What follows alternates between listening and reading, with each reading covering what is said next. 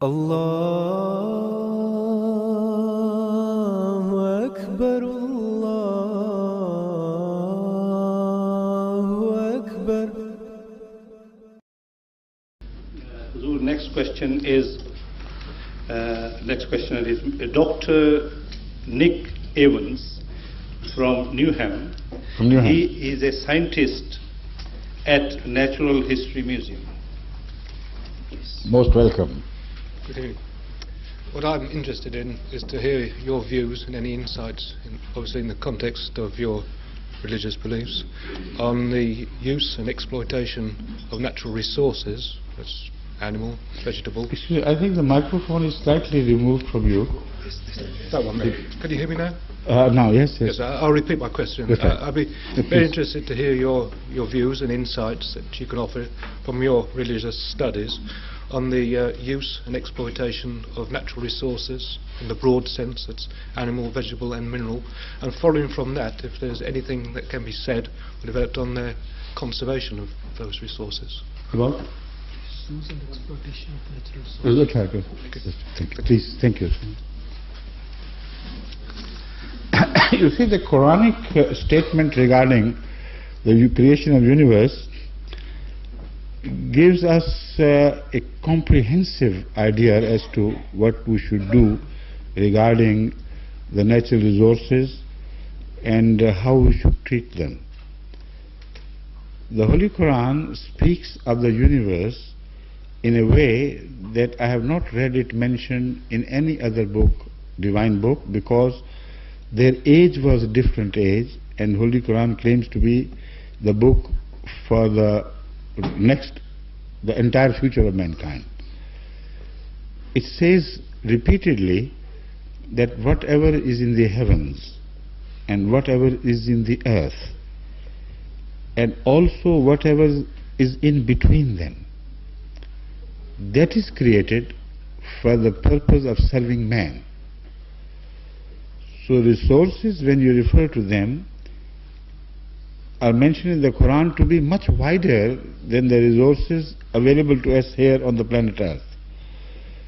And the message is that everything is created purposefully, and man is the master, and the universe is made to serve him under God's creative design. So to use resources to the best of the interest of humanity and best of the interest of goodness is what is repeatedly promoted in the Holy Quran. Now, speaking of this verse, I again point out, you are a great scientist, I understand, and I am really happy that you are among us this evening, that previously it was understood that there were empty spaces in the space. At the time of Hazrat Muhammad Sallallahu Alaihi Wasallam, the concept of space was very rigid. It was more like Aristotelian age concept, which presented the universe as heavens as covers, plastic covers, studded with shining elements, and they were the stars, etc. But the Holy Quran presented it in a completely different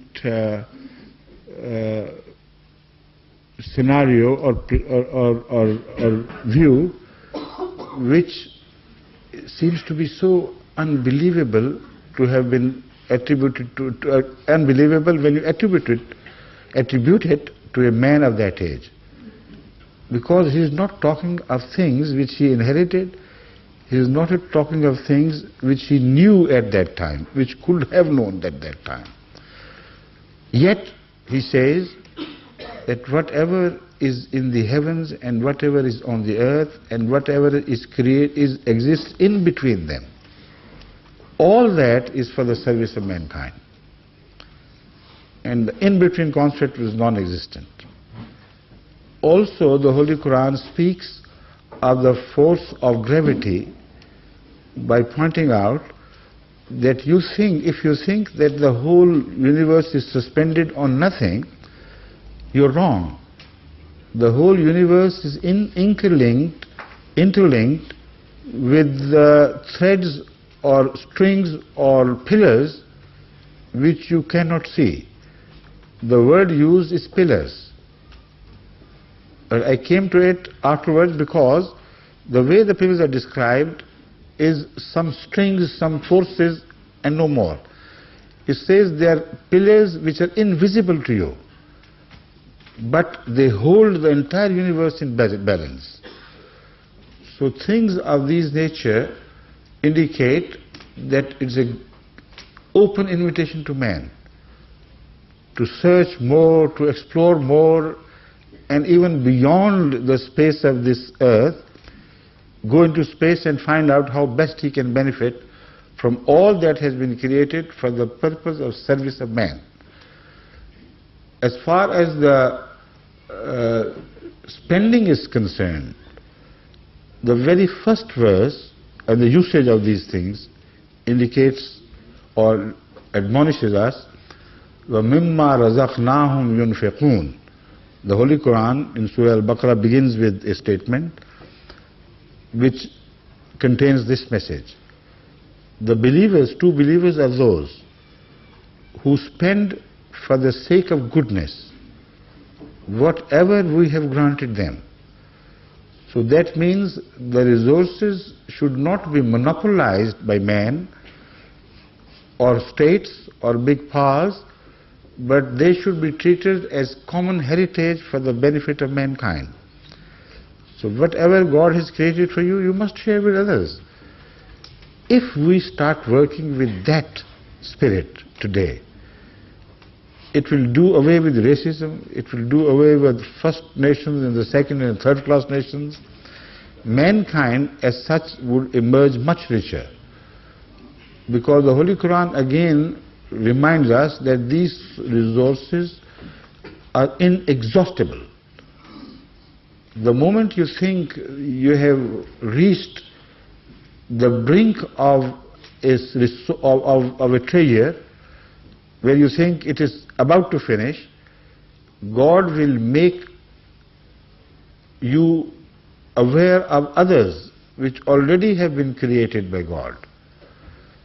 And this is a very clear verse which speaks or which sheds light on this issue.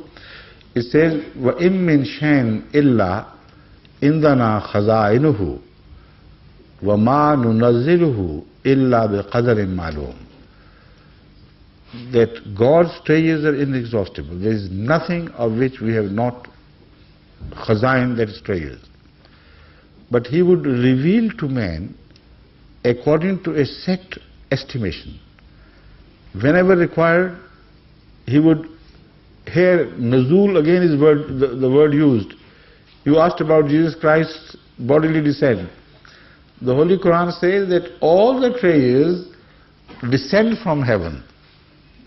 It also speaks of iron having descended from heaven, indicating obviously very clearly that the word descends only is used in relation to the benefit one can draw from things which come from God. That's all the meaning to it.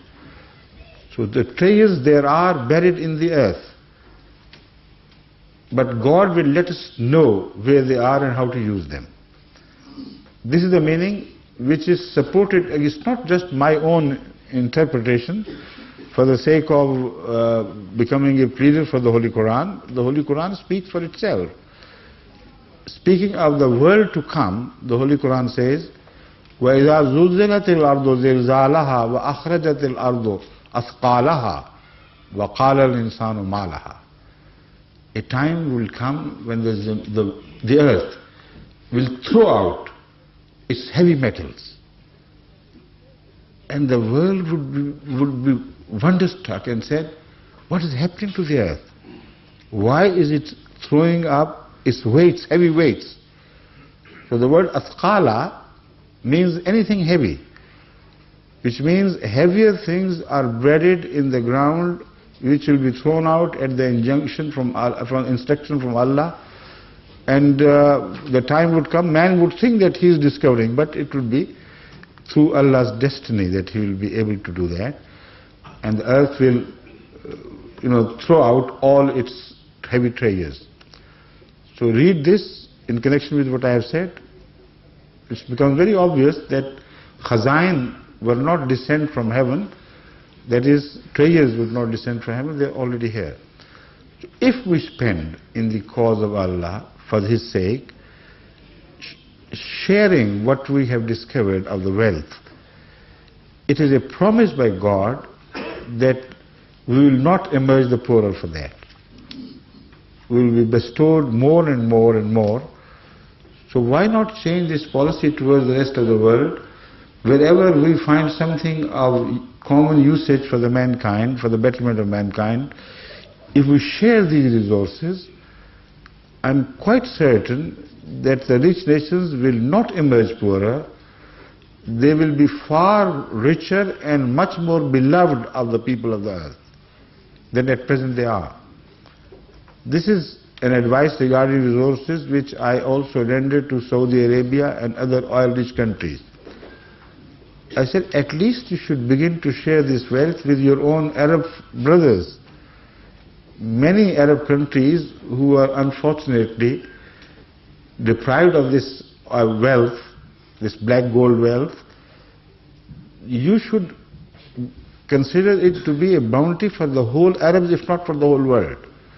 If not for the world Islam, at least share it among the Arabs. And many problems will be resolved. No Iraq war could have taken place if such an attitude had been adopted by the Saudis or other oil-rich countries. So if that is what you meant to inquire regarding my views, I have laid myself open. Is that right? Thank you.